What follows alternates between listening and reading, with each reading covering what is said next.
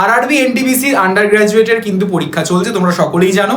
এবং আপকামিং শিফটে যাদের পরীক্ষা রয়েছে তাদের জন্য একটা শর্ট রিভিউ দিয়ে থাকি এই পরীক্ষা রিলেটেড, যে এই যে শিফটগুলো অলরেডি হয়ে গেছে সেখানে জিকে থেকে কেমন প্রশ্ন এসছে, ম্যাথস থেকে কেমন এসছে এবং রিজনিং থেকে কেমন প্রশ্ন আসছে।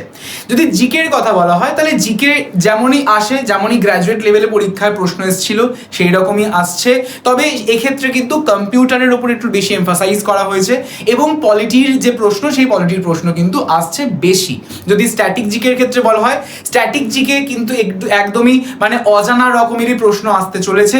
আর যদি ম্যাথসের ক্ষেত্রে আসি, ম্যাথসের ক্ষেত্রে কিন্তু একটু ক্যালকুলেটিভ আসছে কিন্তু ডুয়েবল মানে করা যাবে। আর রিজনিং অ্যাজ ইউজুয়াল যেমন হয়, যেমন তোমাদের গ্র্যাজুয়েট লেভেলে হয়েছে সেই রকমই কিন্তু প্রশ্ন আসছে। তাহলে মোটামুটি যদি আমরা অ্যাভারেজ বলি তাহলে 100-র মধ্যে 75 to 85 হচ্ছে তোমাদের একদম পারফেক্টলি অ্যাটেম্প্ট করার, এবং তারপর যদি বেড়ে যায় সেটা তোমাদেরই ভালো। তো অবশ্যই করে যাদের আপকামিং শিফটে পরীক্ষা রয়েছে তাদের সকলকে বিএসএসসিআই কম্পিটিটিভের তরফ থেকে all the very best. Thank you everyone.